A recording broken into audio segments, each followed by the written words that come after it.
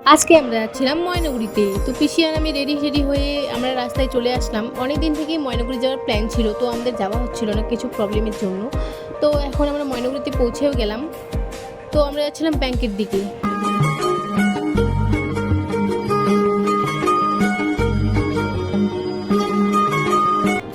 তো আমরা ব্যাংকে পৌঁছেও গেছি, আর এখানে বসে বসে আমরা টাকা গুনছিলাম। তো আমরা ব্যাংকে আসছিলাম আর কি, টাকাই জমা করতে আসছিলাম। তারপরেই জানোই তো, হাতে টাকা থাকলে কত খুশি খুশি লাগে। আর এখানে আমরা একটু স্টাইল মারছিলাম। তারপরেই আমরা ব্যাংকে টাকা জমা করে বেরিয়ে পড়লাম।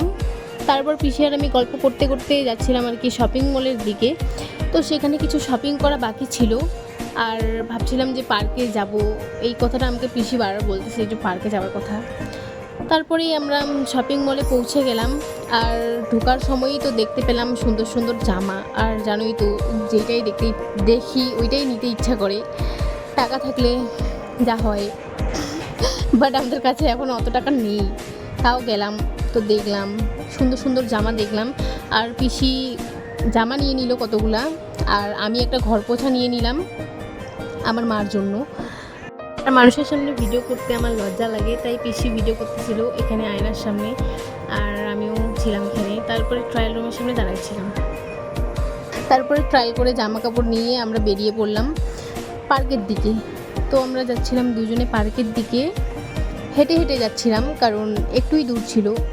তারপরে আমরা পার্কের সামনে পৌঁছে গেলাম। আর পার্কের সামনে যেতে যেতেই তো দেখছিলাম যে পার্ক ফাঁকা ছিল, কারণ এত রৌদ্র ছিল পার্কের মধ্যে যে কেউই যায়নি পার্কে। তারপরেই ভাবলাম যে আর পার্কে ঢুকবো না, তো বাইরে থেকে দেখলাম পার্কটা, তারপরে চলে আসলাম। এখন আসলাম বাইক কিনতে। তারপরেই চলে আসলাম আমরা একটা ফেভারিট বিরিয়ানির দোকানে। ময়নাগুড়ি আসলে আমরা এখানেই বিরিয়ানি খাই, কারণ এখানে খুব টেস্টি করে বিরিয়ানি বানায়। খাওয়া দাওয়ার পরে ভাইয়ের জন্যও নিয়ে নিলাম। তারপরে চলে আসলাম আমরা টোটো স্ট্যান্ডে। টোটোতে করে আমরা যাচ্ছিলাম বাড়ির দিকে। তো রাস্তাতে টোটো থেকে নেমেই ভাই আমাদেরকে দেখা পাইলো, তারপরে পিছিয়ে পিছিয়ে দৌড়াচ্ছে। তো আজকের মতো আমাদের ব্লগটা এতটুকুই। দেখা হচ্ছে পরের ব্লগে, টাটা।